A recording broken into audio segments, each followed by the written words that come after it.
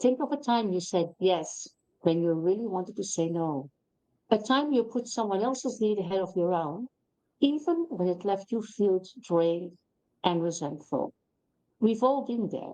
But what if these seemingly small sacrifices are actually adding up to a huge cost? What if you're trading pieces of yourself to feel loved? Welcome to another episode of the Power Talks for Remarkable Females. I am Helena Demuynck, your host from a very hot south of Spain. And today we will be asking and answering the tough questions. What are the unspoken rules of connection that are holding you back? How can you create more balanced, fulfilling relationships without abandoning yourself? And how can you cultivate a deep sense of self worth that is not dependent on the external validation? I am thrilled to introduce my co host today. It's Alexandra Howard, the queen of aliveness, all from Quebec, Canada, and the driving force behind Mind, Mood, Alive. Alexandra helps high achieving individuals rediscover their zone of aliveness so they can create authentic connections without sacrificing their well being. Alexandra, welcome to the Power Talks for Remarkable Females. How are you doing? I'm great, thank you. I'm experiencing a very similar heat wave as you are here. Yeah, I think it's global. Yeah.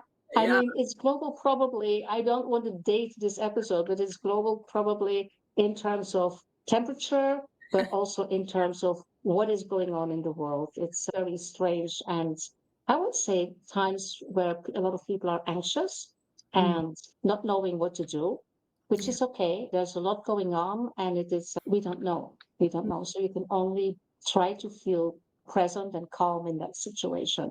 But we are here for something else. We are here to discuss the cost of connection and what you are trading to feel loved. Alexandra, why did you choose this topic? I chose this topic because I see it, I feel it. I'm myself, I'm consistently practicing in this space. Even though I coach in this space and I help others in this space, I'm also in the personal practice of this. And I think that it's one of Mhm. the most important and powerful practices of humanity, of being human. I think this is really an Yeah. important space to pay attention to. And we're relational creatures. Everything that we are is relational. We are in relationship with ourselves, we're in relationship with each other, and we're in relationship with the world. So there is Mhm. nothing that is not in relationship in any given moment. And so I personally find this topic just very curious and ever evolving for me. I don't profess to have all the answers, or I don't have I just feel like it's a very important topic to shed light on and to become more proficient with and precise with as we move through life, and particularly now is there's a lot moving through us and a lot moving around us. And I think that the opportunity for us is to really become a little more, to expand our capacity really to stay in the space and to understand it better. Absolutely. So, what about you in the audience? Are you also focused on this topic? Why are you here? What is it that you want to learn? If you're live here, just give us your feedback or your questions or whatever you want to share with us. If you are watching the replay, just put your feedback in the comment box because we will be monitoring and we will get back to you for answering all your questions. I love this three dimensions that you put there, Alexandra. It's something that I also work on a lot. Like you say, for myself, with clients in general, it's the relationship we have with ourselves, with others, and with the universe, with nature, with spirit, whoever or whatever you want to call it. And basically, how we define that relationship absolutely impacts how we behave and how we respond Yeah. and how we organize our lives and our interactions and the quality of those interactions. So, what is it that impacts that relationship that much that sometimes it's costing us and sometimes costing us a lot more than we like benefit from it, if I can put it in those transactional terms, although by speaking them, they're not like the perfect question, but I guess you know what I mean, right? Yeah, I do. I do. And we hear a lot about we're burnout and this sort of big experience that we have where we just feel like we feel drained and we feel like there's just nothing in the tank. And I think that one of the things that I want to share here today and maybe center a conversation around is really this idea that we're not necessarily, I don't think, burning out from what we're doing. I think that we're burning out from who we're being in order to stay loved and stay in belonging. Mhm. And I feel like this idea of like this invisible normalized habit, right, particularly as women, as accomplished, high performing women, where we leave ourselves to stay connected.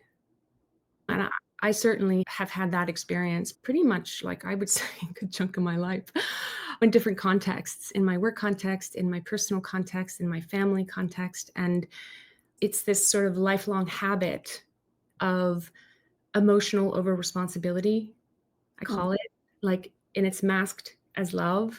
And I just think that this is what's really burning us out. This idea of being praised or being promoted or even being envied sometimes from holding it on all together and being able to stay attuned and disappearing just enough to keep that peace.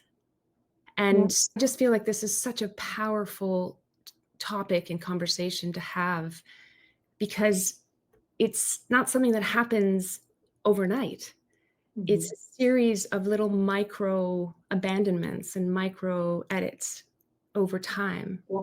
cumulatively, right? The way we edit Mhm. ourselves to stay palatable, or the way that we filter our feelings to maintain harmony, right? The way that we dial down our energy sometimes, right? To stay safe. And Mhm. it's just this performance, this little bit of performance, right? We perform connection that comes at the cost of our own presence and our own energy and our own voice and our own agency. Yeah. And so I I feel like this is just a really important space to shine a light on for women particularly because I believe, Absolutely. yeah, there's a certain conditioned training in us that I Yeah. think collectively now through these conversations, which is so exciting, and another reason why I think this is so important is that it's a conditioned training that we're now going, huh, I don't know if that's really what I want to be doing anymore. And so we Mm. start to normalize a new habit. Yeah. And it's interesting because it is about normalizing a new habit before it becomes depleting, before it has overwhelmed us. It's basically an intentional choice, right? And like you say, we are predetermined to be nice, to be serving, to be kind, to be inclusive, not to make commotion, not to be controversial, keep our voice low, and things like that. Yeah. While this is not actually serving us all the time, this is like a script that is written by culture, by history, by education, by society, and that we follow without asking ourselves, why do we Yeah. really have to do that? Yeah. And I like it when you say the sense of belonging is so important to feel safe. Mm. Also, there, I would say, what is that safety? Because if the sense of belonging is so strong that it absolutely depletes us, how can you call it safe? I think that, yeah, it's a great question. And safety is just equates to survival, right? It's what keeps Hmm. it's just a survival, like self-abandonment is just a survival strategy, right? We've been trained Hmm. to it. And it's equating, yeah, so we stay safe in order to be able to stay liked and stay on the winning team Hmm. of life. And it's not done consciously, it's not done maliciously. It's just systematically, right? Over generations and cultures and institutions. I just feel like this is a conditioning that runs so deep. And I personally haven't, I think only recently I've become more aware of that. And I think this is why these conversations are so important because it's not always conscious. Even just this weekend for me on a personal level, I rubbed up against this edge. And I rubbed up against an edge where something felt a little bit off for me with somebody that I know very well. And I was finding myself again, and I've trained in this quite a bit. But Yeah. again, I find myself in this space of going, I don't know if I'm okay just stating my truth. I don't know if I'm okay just saying things the way that I need to say them and how I know I want to say them. I'm not sure if that's safe. And the suppression, you see the suppression, I could feel the suppression. It was going back down again. And I had to really catch myself and allow myself the space to notice that and to say, hey, hold on a minute. Is this really what I want to be doing right now? Is this how I want to be showing up in this experience right now? And I can tell you that it was really uncomfortable. And I had to really focus my attention on it, not to overlook it and not to move through it and just continue doing what probably would have missed it. So it's this idea that making somebody else more comfortable, taking action to make somebody else more comfortable than you at your own expense, Yeah. and then being praised for it. Or told that everything's good, everything's cool. You've kept the peace. Good for you. That's great. That's success. And I had to really catch myself in that, because we have to be very careful that we don't continue to promote this idea that love is earned through invisibility as women. Yeah. Absolutely. And love is equals also conformity or just giving in or Yeah. keeping to things nice. And I do understand that there are some situations where you intentionally choose to do because there are situations where you feel like it's not worth it, or I will create a major drama and I don't have the time or the energy or whatever for it. But I think it is important to make that exercise for yourself. Okay, where are the boundaries?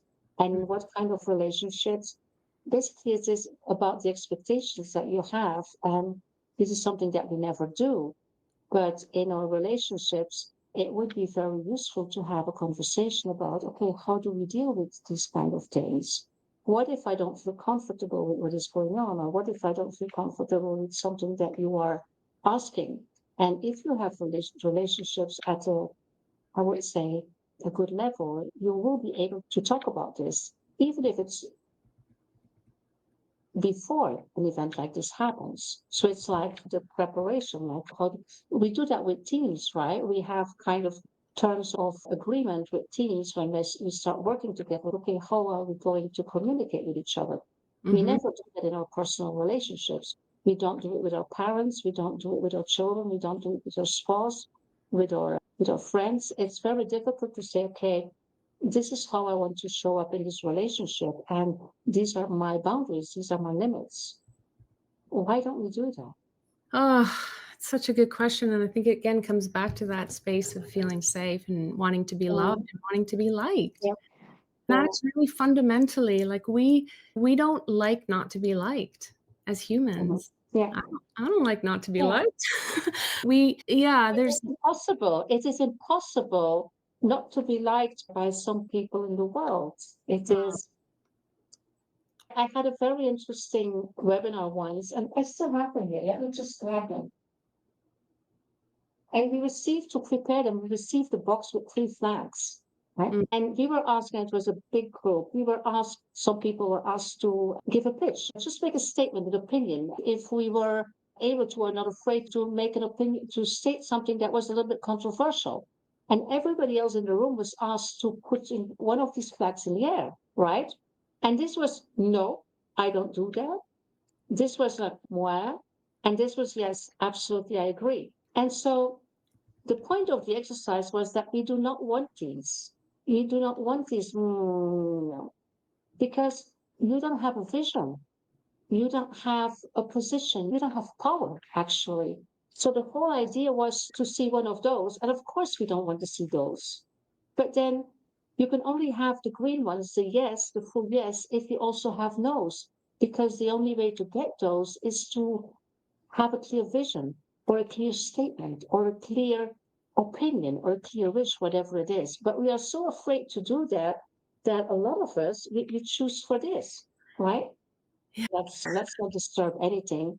But it doesn't give you a sense of it doesn't have a quality in the relationship because there's a lot of things that are not coming to the surface. There's a lot of things that are unsaid, and then resentment starts or regret or frustration or irritation or whatever, but it is about speaking clear language, yes? Yeah, I do. I feel like that is absolutely true. I think there's a communication component to this, and I think that's really important. But I do feel that at the core, it's a nervous system issue, Yeah, and right. And so if your nervous system can't hold saying no, you're not going to say it. yeah, So I think that the real core work here lives here. It lives in being able to hold and stay in discomfort and stay in the feeling of discomfort for longer stretches. And we yeah. don't have a very strong relationship with this. There's no one who teaches us this stuff. We don't get taught Mm, how to do this when we go through life. It's a skill. I always say yeah, feeling alive is a skill. Like being alive is a wonderful privilege, but feeling alive is a skill because we have to learn how to hold ourselves in truth, in real, what's mhm, real for longer stretches and not run yeah, and not flee and yeah, not let the nervous system hijack us away. And yeah. so I feel like we have to start reframing emotional discomfort not as danger, but as data, Yeah. as something that is telling us and giving us new information and new feedback that we can then use to make different decisions. And I feel like a lot of us we're not very particularly sophisticated in our capacity to manage that space, the space of staying. It's my favorite word. Mhm. It's what I do. It's essentially what I do because the more you can stay with yourself and I call it expanding the window of tolerance, and the nervous system can hold greater amounts of inputs without reacting to said inputs, then Going into this fight yeah, or then flight. you Yeah. have this ability to see clearly, and we don't see clearly.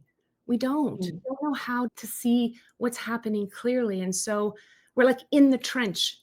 Something happens, we dive into the trench and we try and figure something out, but this ability to stay on the balcony and look in and go, "What's happening there? How do I wanna maneuver that?" That capacity Mm. is not something that we have been taught very well or ever. And Mm. so for me, this ability to navigate this exact space and make sure that you don't self-abandon is all about recalibrating the nervous system and working with it and Mm. understanding how it works and feeling actually choosing to feel what we've been trained to fix. Feel it, stay in it. And that's how we break the pattern is in the staying with ourselves, not abandoning ourselves when things get hard or when we feel like something's it's just such a powerful space to be. And I'm not saying that when you stay, you're not going to feel risk or you're not going to feel the discomfort or you're not going to feel like you want to run. All of those things Mm. can still happen. You're going to feel fear and guilt and shame and grief, whatever the case is. But we don't shapeshift. We stop shapeshifting. We just be with what's real and what's in this space, and we can see it with new, fresh eyes. We can respond to it in a slightly different way. And that's, I think, where our truth stems from. I think that's Yeah. where our wisdom lives and where our truth can have breath and can Yeah. point us in directions that I think are wiser and maybe more supportive for us. And choice, I think that's where choice lives ultimately Yeah. as well, is when we are able to stay. And that's something that I feel is overlooked a lot in the discussion of how do we really connect and how do we connect with other. It's the attunement has to start with our own nervous systems because Mm. attunement is really a nervous system, the nervous system attunement, right? It's a resonant circuitry. It's so if we're not attuned with our own and we don't know how to manage our own and expand our own, then it's really difficult to be able to work with others. Absolutely. Now, you just mentioned some emotions that you can feel, and where you say, okay, we have to stay with those emotions and with the discomfort of those emotions. I notice that a lot of people don't even have a language for their emotions. Yeah. And so they don't even understand what they're feeling or why. Yeah. So is that something that can be already a preparation of learning to be in this present state? Yeah, I think it's all emotional. Emotions move us. When we feel an emotion, we are moved towards something. We want to move. Emotions move us. So I think being able to name your emotions and also not necessarily always identify with them and just be able to feel them without Yeah. this identity. Well, I am sad. I am. It's just this is arising. This is happening. This is what I'm feeling right now. And to be able to sit in that without automatically going into some big, rich story about it or attaching some narrative that may or may not be true. So, this ability to just stay in this space of rich emotional territory and be able to navigate that landscape and to make sense of it and to name it and language it and come into relationship with it. For so long, like pain run my life. Like it just ran my life without me even knowing it. I was in pain for a number of different reasons, but I didn't recognize that. I didn't recognize that pain lived so deep within me. And that pain I was clearly running away from because I didn't really know what to do with it. And I didn't know what it was. And it just felt big and overwhelming and like it was just going to swallow me up whole. And what do Mm. we do, right? What do we do when when we don't know what to do with something or we don't have a relationship with something, we don't trust something? We turn the other way and we walk away. We don't go into that, we walk away from it. So it's also really about building a new relationship with your emotional landscape and becoming friends and know that every emotion has something powerful that it needs and wants to say and it needs to Yeah. communicate. And so we have this sort of way of categorizing good emotions and bad emotions. And I want more of this. We chase pleasantness, right? We chase things that are pleasant and we run away from things that are unpleasant. And a big part of my work with my clients is to become friends with unpleasantness.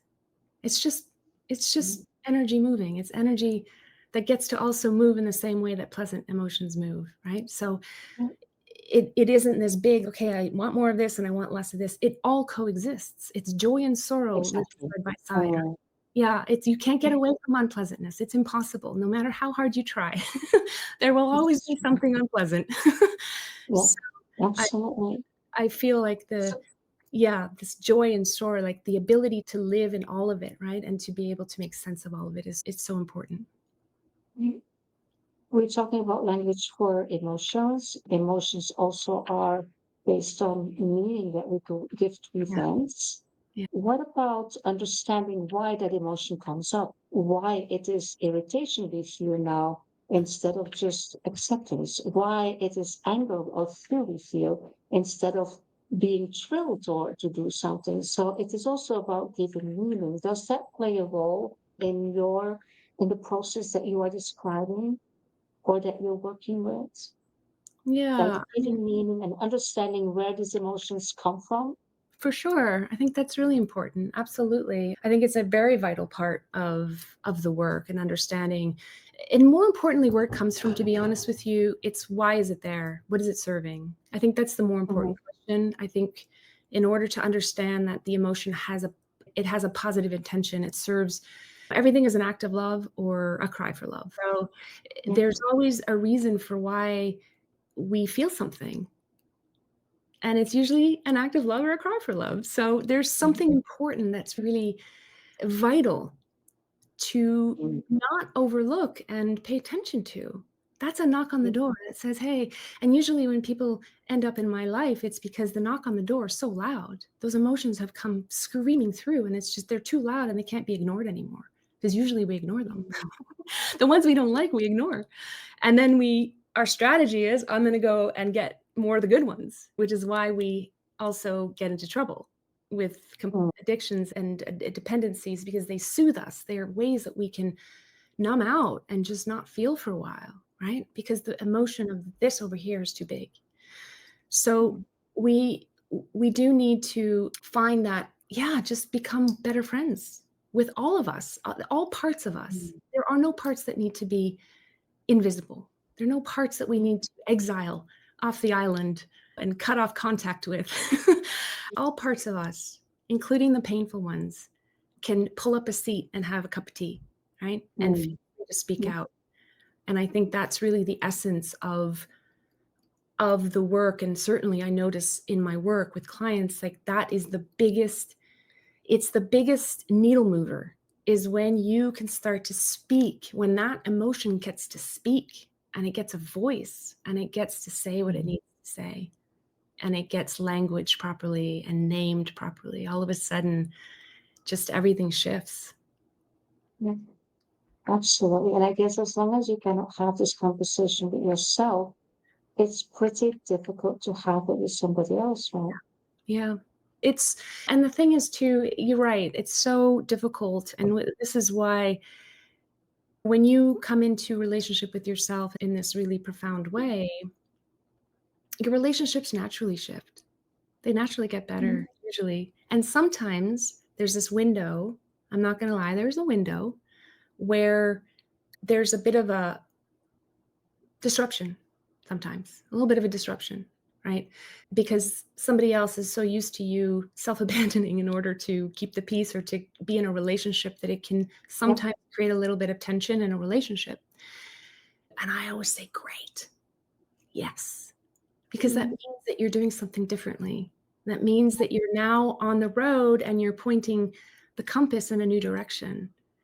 And now you have an opportunity to move through that disruption, that bit of transition, into something that's just going to serve you and the other person in a more real and supportive way. And I think that, so it's important to remember, if you are going through this work, or if you're thinking, geez, if I do that, like I'm cooked, like all my relationships are kaput, they're all gone. Because there's a risk. People are like, I'm not doing the work because I don't want to not be with my husband anymore. Or I don't want to be my kid. I don't want my kids to hate me, or I don't.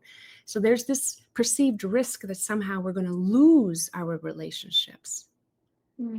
And I think we have to also have that conversation, because we can certainly learn in this work how to be in the discomfort, our discomfort, and also be in the discomfort that they're feeling and not react to it, and allow that to be part of the experience, part of the journey of moving towards something. Yeah. That's the hard one, because just like we don't have language sometimes for our feelings or other things that are going on inside of us, we sometimes also, even if we know our truth and want to stay in that truth, we sometimes don't have the communication skills, I would say, to have that conversation, to have those difficult conversations, or to start negotiating, because sometimes it's also negotiating about something. We don't have that. We don't have that developed. We have those skills, but they're not developed. So that's also an important one, to learn how to have those conversations also with other people, Yes. without going back into this fight or flight models. And you bring up a great point, Helena, because when you own yourself in this way, when you really become better friends and you can have a relationship with yourself as you do with somebody else, right? All of a sudden, you can start to name, you can start communicating. You can actually say from a place of I. And this is the problem. When people don't have that, when they don't have that fluency, the languaging, they have nothing to replace it with. So it's always you, because they don't know how to speak from a place of I. They don't know what to say. They don't know what they're feeling. They don't know what their experience is. They're not able to really communicate that. And so I find that at the beginning, if I work with people, and sometimes I even work with couples, and I notice that at the beginning, it's very difficult because they don't know what to say. They don't know what they're feeling. They don't know how to name it. They don't know how to. It's almost like you're learning a new language, literally. When I tell them this, it's not your fault. It's not a flaw. It's not a personal flaw. This is just how we haven't been taught. And this is why it's so important to also do this work as adults, so we can teach our kids. We can model for our kids, right? We can be role models. We can show them how to do this and how to communicate in a way that,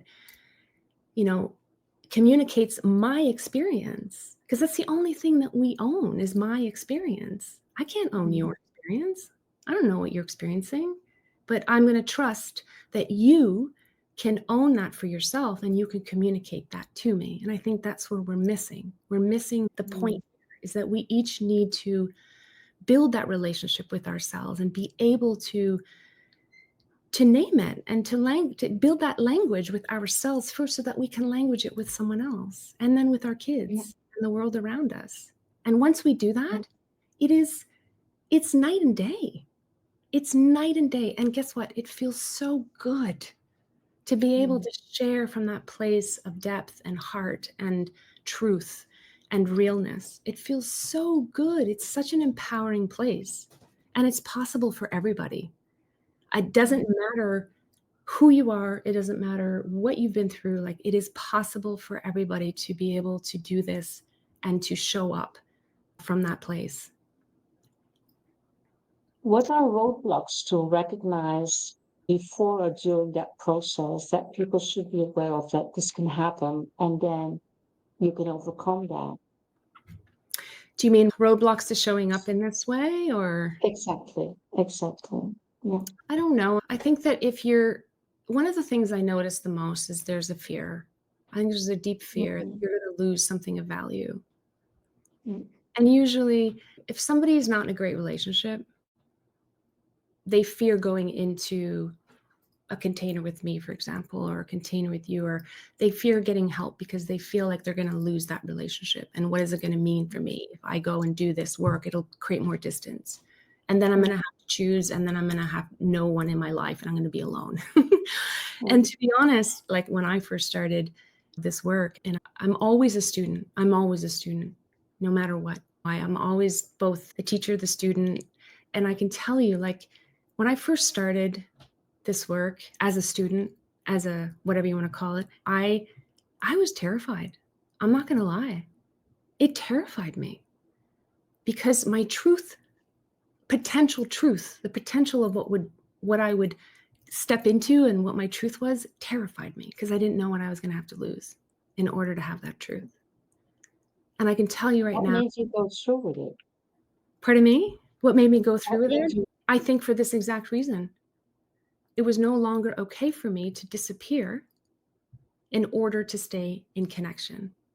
I said no to that. I said a hard no because it was leading me down a path. It was so unhappy and so dark. And I thought I owe it to my children, to be honest. It was my kids probably. I owe it to my kids to show them how to move through life even when things get tough. And I'm going to step into that, and and I remember feeling I really had that sense of, I want to be happy. I just want to be happy. And I was prepared to be happy at all costs. I was prepared. And I think you have to get to a place where it's like, what do you want? What kind of life do you want to live? You do have to put yourself a little bit in the center of the circle and say, what do I want? And that's what I did in that moment. And I was just not prepared to live the way I was living anymore. And I had to say it out loud in order to actually make that a really strong verbal declaration for myself. And that's what kicked me off. But I was terrified. I really was. And a lot of people who come into my orbit, some of them are really afraid of themselves. Some aren't. Some are ready to go. Let's go and let's do this. So it can be both, and it doesn't matter. But if you are terrified, if it's something that really scares you, I can tell you that it's the most expansive and empowering space to live in. You can't go wrong. You just can't go wrong. And you know why? Because what you're doing essentially is you're reclaiming choice.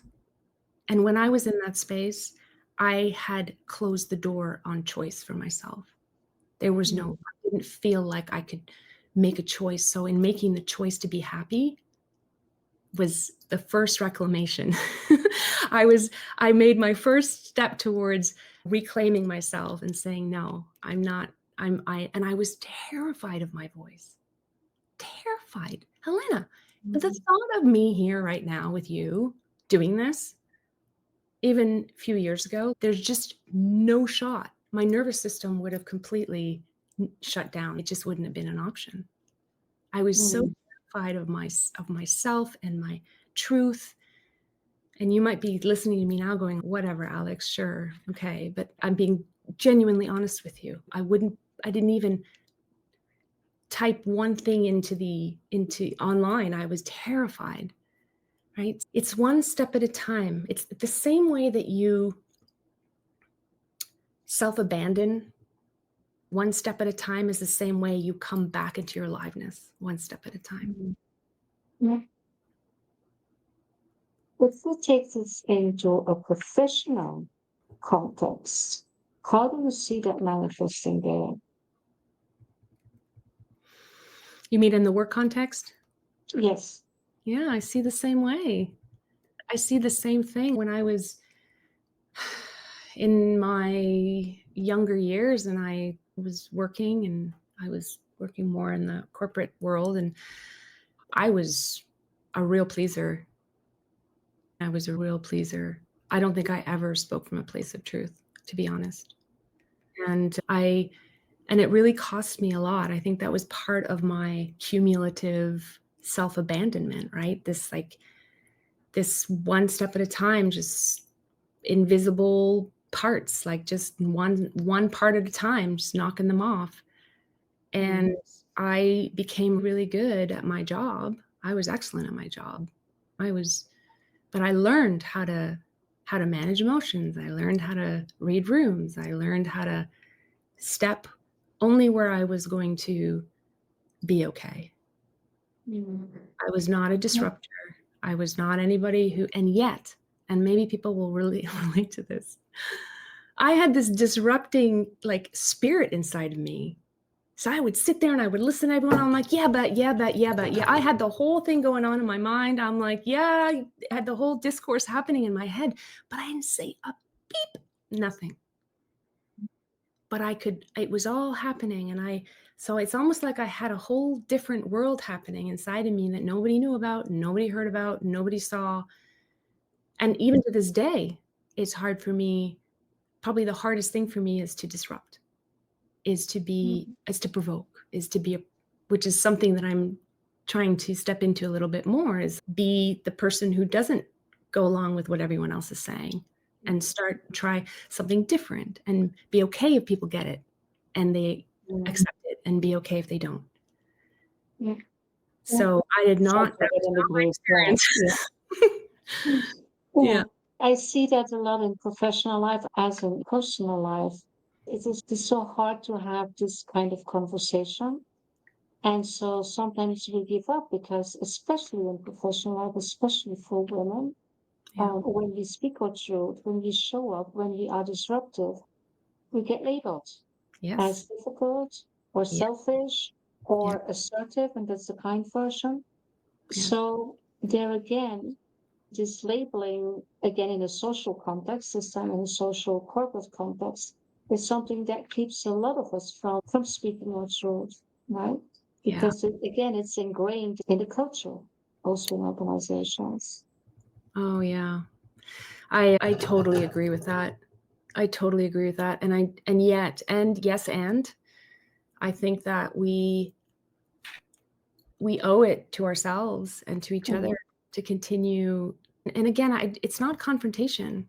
It's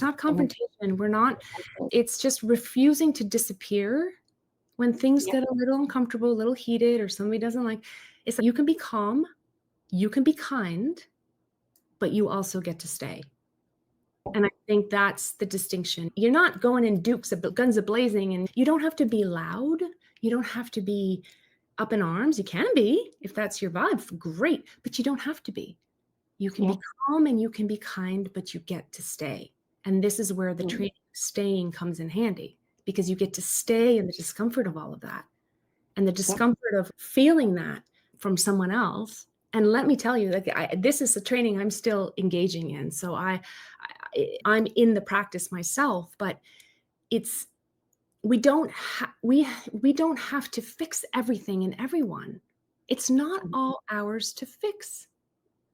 It's not. If someone else is uncomfortable because you are staying in your values, in what's important to you, whatever comes back at you is not yours to fix.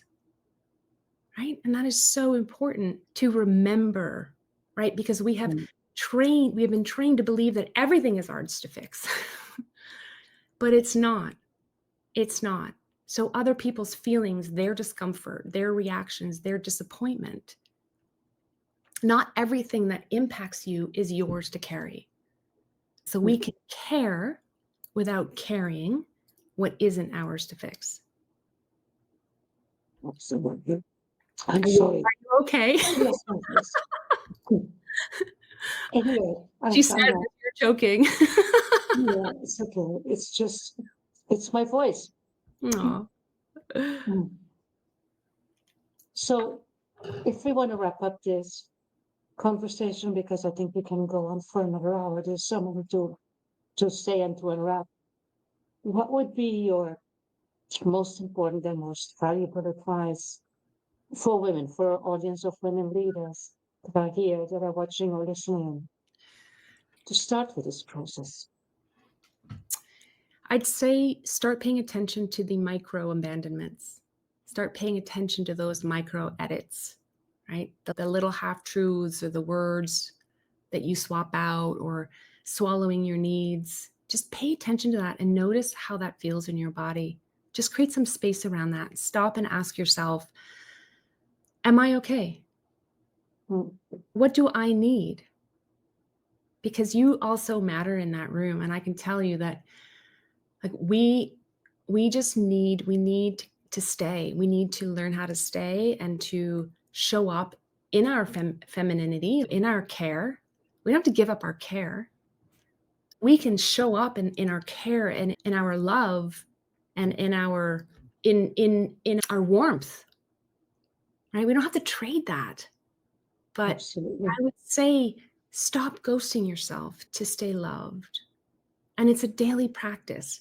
And it's not something that you just end up like, oh, okay, now I've got it and I'm done. And that's the end of it. It is an ongoing practice. And when we see it like that, when we're like, okay, it's an ongoing practice, we release this grip of it needing to be perfect, or we have to get it, or oh my God, what am I not getting? Or, oh, and it's just an ongoing practice that you develop a strong intention for, to not ghost Mm. yourself and to notice the times when you're betraying your truth, or you're betraying yourself in some way, your energy, your presence, your Mm. actions, and to know that it's okay. It's okay for us to take up space, right? Our aliveness, we talk a lot about leadership. Our aliveness is our leadership. Being alive in ourselves and giving ourselves permission to be and stay alive is our greatest leadership. So that's what I would leave That's us with. beautiful. Yeah. Yeah. That's And beautiful. Thank you. I'm such a huge fan of you, Helena, and thank you so much for having me here today. I've just so enjoyed this conversation, and I love what you're doing and sharing these important conversations with the world. And I just really appreciate you. So thank you. Likewise, thank you also for being here and showing up fully and speaking your truth. It is so important. How can people connect with you, Alexandra? Where can they find you? Sure. I am on LinkedIn, so you can find me there, and please connect with me on there. I would love to hear from you. I'm also on Instagram at Mind Mood Alive is my handle, Mind Mood Alive. And you can connect with me through my website, mindmoodalive.com. You can have a look on there and send me a note. So any of those ways, I'm very accessible. You want to share something, share a comment, if you have a question, I'm here to support you. So thank you very much. Wonderful. We'll make sure that all this information is in the comments or in the show notes below. So connect with Alexandra, learn from her, learn from her wisdom and her teachings. It was a wonderful session. Thank you so much for sharing. And thanks everybody for being with us, and hope to see you in our next episode. Bye for now. Take care.